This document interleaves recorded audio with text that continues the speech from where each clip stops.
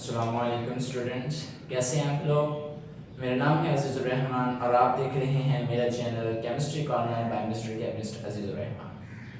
तो इस सेशन में इस चैनल पर जो है मैं आपको मुख्तलिफ टर्म्स सिखाता हूँ और आज जो मैं आपको सिखाने जा रहा हूँ चैप्टर नंबर 1 का टॉपिक है। जो नेक्स्ट टॉपिक है हमारा एम्पिरिकल फार्मूला, और उससे रिलेटेड मैं आपको न्यूमेरिकल भी सिखाऊंगा कि किस तरह से थ्योरेटिकल भी पढ़ेंगे और बाकायदा तौर पर जो है वो हम फाइंड भी करना सीखेंगे कि किस तरह से जो है वो एम्पिरिकल फार्मूला फाइंड किया जाता है। स्टूडेंट्स इसमें बहुत प्रॉब्लम फील करते हैं। इंशाल्लाह आज आपको ऐसे इजी से जो है वो स्टेप्स हैं, इंशाल्लाह आपको बहुत जल्द समझ आ जाएगा। ओके जी, शुरू करते हैं। आज का जो हमारा टॉपिक है वो क्या है, एम्पिरिकल फार्मूला। इससे पहले कि हम इसको शुरू करें, अगर आपने चैनल सब्सक्राइब नहीं किया तो नीचे लिंक मौजूद है, चैनल को सब्सक्राइब कर लीजिएगा। इंशाल्लाह जो है वो आपको इससे रिलेटेड जो है वो केमिस्ट्री से रिलेटेड मुख्तलिफ जो है वो टॉपिक्स इंटरेस्टिंग वे में, इजी से इजी वे में जो है वो आपको मिलते रहेंगे। अच्छा, what is empirical formula. First of all हमारे ज़हन में इस बात की क्लियरेंस होनी चाहिए कि एम्पिरिकल फार्मूला क्या चीज़ है। इसको हम बोलते हैं it is the simplest whole ratio, simplest whole ratio of different elements present in a compound.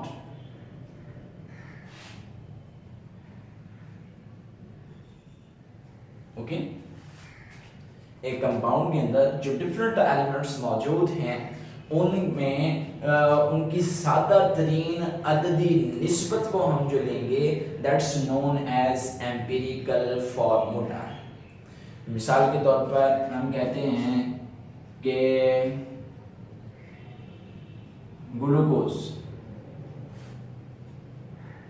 Actual में होता है C6H12O6। इसकी सादा तरीन अददी निस्बत क्या है, आप इसमें देखें 6 कॉमन है, साहब में 6 कॉमन है तो ये बन जाएगा इधर से CH2O लिमिट जी। ये इसका है एम्पिरिकल फार्मूला, यानी कि जो एक्चुअल होता है उसका सिंपलेस्ट जो है वो फार्मूला जो है वो ये वाला बनेगा, जो सादा तरीन निस्बत को उसके अंदर मौजूद जो डिफरेंट एटम्स के जो एलिमेंट्स हैं, एलिमेंट्स के जो एटम्स हैं उनको वो सिंपलेस्ट रेशियो में शो करता है। बेंजीन की बात कर लें C6H6, ये बन जाएगा CH एम्पिरिकल फार्मूला। ओके, इस तरह हमारे पास डिफरेंट जो हैं वो एग्जांपल्स हैं जो हम यहाँ पे कोट कर सकते हैं।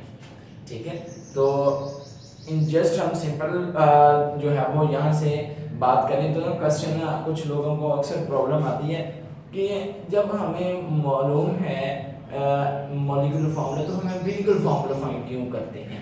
यहाँ से ये क्वेश्चन अराइज हो जाते हैं।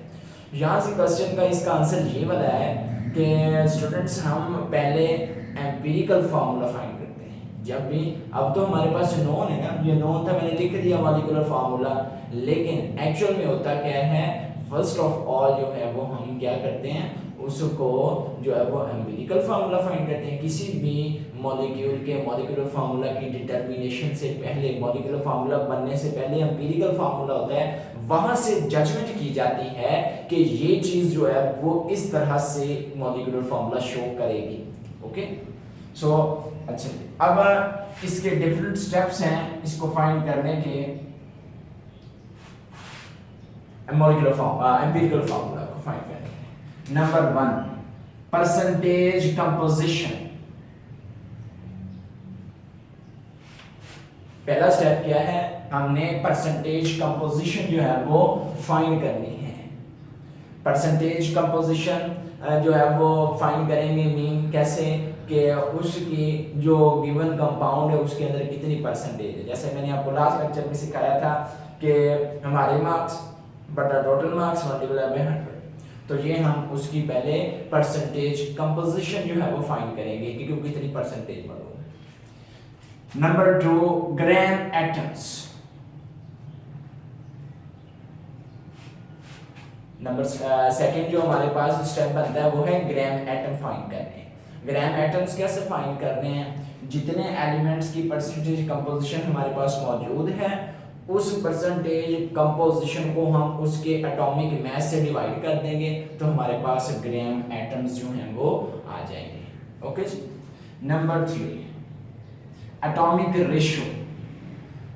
एटॉमिक रेशियो कैसे फाइंड करेंगे कि हम जितने एलिमेंट्स के हमने ग्राम एटम्स फाइंड किए हैं उनमें देखेंगे किसका आंसर, किसकी वैल्यू सबसे छोटी है, उस सबसे छोटी वैल्यू से तमाम एलिमेंट्स के ग्राम एटम्स को डिवाइड कर देंगे तो हमारे पास एटॉमिक रेशियो आ जाएगी। जब एटॉमिक रेशियो का जवाब जो है आएगा अगर तो वो इशारिये में है, इफ डेसिमल, अगर वो इशारिये में है तो उसको मल्टीप्लाई करना है विद सूटेबल डिजिट, और अगर वो इशारिये में नहीं है तो हम उसको सिंपली वैसे ही लिख देंगे कि यही इसका एम्पिरिकल फॉर्मूला है। फर्स्ट ऑफ ऑल क्या करना है, परसेंटेज कंपोजिशन फाइंड करनी है कि कितनी परसेंट जो है वो स्पेसिफिक एलिमेंट उस कंपाउंड के अंदर मौजूद है, परसेंटेज, फिर उसकी परसेंटेज को उसके एटॉमिक मास से डिवाइड करके ग्राम एटम्स, ग्राम एटम में जिसकी वैल्यू सबसे छोटी होगी उससे डिवाइड करके एटॉमिक रेशियो, और अगर इशारिये में डेसिमल में आ जाए तो किसी सूटेबल डिजिट को, ताकि वो एक मुकम्मल अदद बन सके, उसे मल्टीप्लाई करेंगे तो हमारे पास जो है वो एम्पिरिकल फार्मूला आ जाएगा। अगर इशारिये में नहीं है तो फिर वो सिंपली वैसे ही आ जाएगा। अच्छा, यहाँ से मैं आपको एक बाकायदा एग्जाम्पल से जो है वो एम्पिरिकल फार्मूला फाइंड करना भी सिखाता हूँ। Look at this. ख्याल है कि आपको ये स्टेप्स जो है वो क्लियर हो गए होंगे। स्टेप्स को जो है वो अपने जहन में रखने हैं, इंशाल्लाह आपको जो है वो प्रॉब्लम नहीं होगी। हम लेते हैं example ascorbic acid. Ascorbic acid का अदर नेम विटामिन सी भी है, ये भी बेटा याद रखना है आपने, ये एमसीक्यूज टाइप के लिए जो है वो इंपॉर्टेंट है, पूछा जा सकता है और आया भी हुआ है। एस्कॉर्बिक एसिड विटामिन सी, इसके अंदर हमारे पास जो कार्बन है वो होती है 40.92%, हाइड्रोजन जो है वो 4.58%, ऑक्सीजन जो है वो 54.5%। और यहाँ से हमें क्वेश्चन पूछ लिया जाता है कि एम्पिरिकल फार्मूला फाइंड करें। फर्स्ट स्टेप मैंने आपको बताया क्या कि हमने परसेंटेज कंपोजिशन फाइंड करनी। अगर आप यहाँ पे गौर करें तो परसेंटेज मैंने लिख दी है, यानी कि परसेंटेज हमें गिवन है। परसेंटेज अगर हमें गिवन है तो फिर हम क्या करेंगे, हमारा पहला स्टेप सॉल्व हो गया। पहला स्टेप क्या था हमारा, find out the percentage composition. दूसरा स्टेप क्या है, ग्राम एटम्स। ग्राम एटम्स हमने सबके फाइंड करने हैं। ग्राम एटम्स ऑफ कार्बन वो किसके बराबर होंगे, वो भी फाइंड करते हैं। ग्राम एटम्स ऑफ हाइड्रोजन वो भी फाइंड करने हैं। ग्राम एटम्स ऑफ ऑक्सीजन वो भी फाइंड करने हैं। अब इनको फाइंड करने के लिए मैंने आपको क्या बताया था स्टूडेंट्स, वो ये कि इसकी जो परसेंटेज है 40.92 डिवाइडेड बाय कार्बन का एटॉमिक मास 12, हाइड्रोजन की है 4.58% और इसका जो है वो जिसको हम कहते हैं एटॉमिक मास 1.008।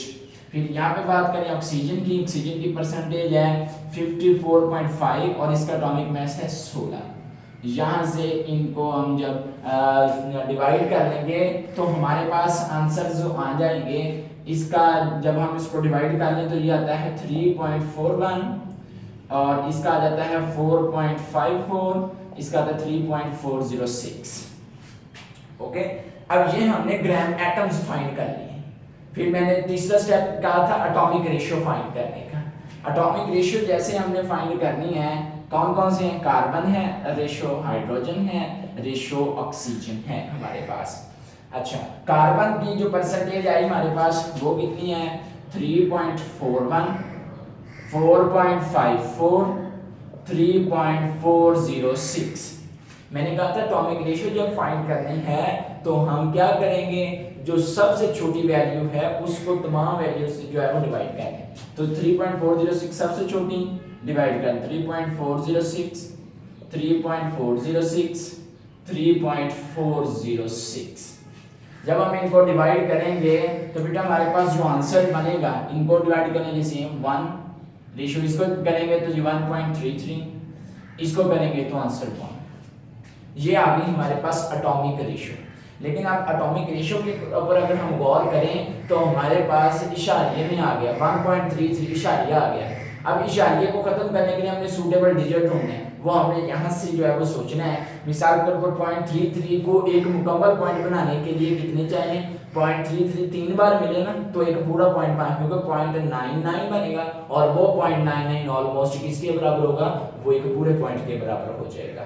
ठीक है, तो हम कहेंगे मल्टीप्लाई विथ 3, मल्टीप्लाई विथ 3, तो यहाँ पे ये 3 या रहेगा 3.99 और ये भी 3 रेशियो, ये 3.99 ऑलमोस्ट 4 और ये 3। So empirical formula of ascorbic acid will be, ये C है ना, तो ये सब्सक्रिप्शन सब्सक्रिप्ट आ जाएगा C3 H4O3। इस तरह से हम एम्पिरिकल फार्मूला किसी भी गिवन जो है वो कंपाउंड का फाइंड कर सकते हैं, किसी भी चीज़ का फाइंड कर सकते हैं। ओके, मुझे उम्मीद है कि आपको समझ आ गई होगी। आपने एक्सरसाइज का क्वेश्चन नंबर 16 जो है वो भी जो है वो अपनी प्रैक्टिस के लिए करना है। अगर उसमें कोई प्रॉब्लम हो तो आपने मुझसे जो है वो डिस्कस कर लेना है। ओके, ठीक है। ओके, तो अगर आपको कोई भी कंफ्यूजन है तो आपने मेरा बेटा मुझसे डिस्कस कर लेनी है। अजीजुर रहमान के नाम से आईडी फेसबुक पे, chemistry corner by mister chemist Azizur Rahman मेरा चैनल यूट्यूब पे, और जो तीसरी बात है कि व्हाट्सएप कॉन्टैक्ट भी मैंने दिया होता है, आप वहाँ से मुझसे रब्ता कर सकते हैं। लेकिन चीज़ों को सीखने की कोशिश करें, अंडरस्टैंड करें, अपने कॉन्सेप्ट्स डेवलप करें, इंशाल्लाह आपको जो है वो बहुत फ़ायदा होगा। जज़ाकल्लाह, अल्लाह हाफिज़, अस्सलाम वालेकुम, ज़िंदगी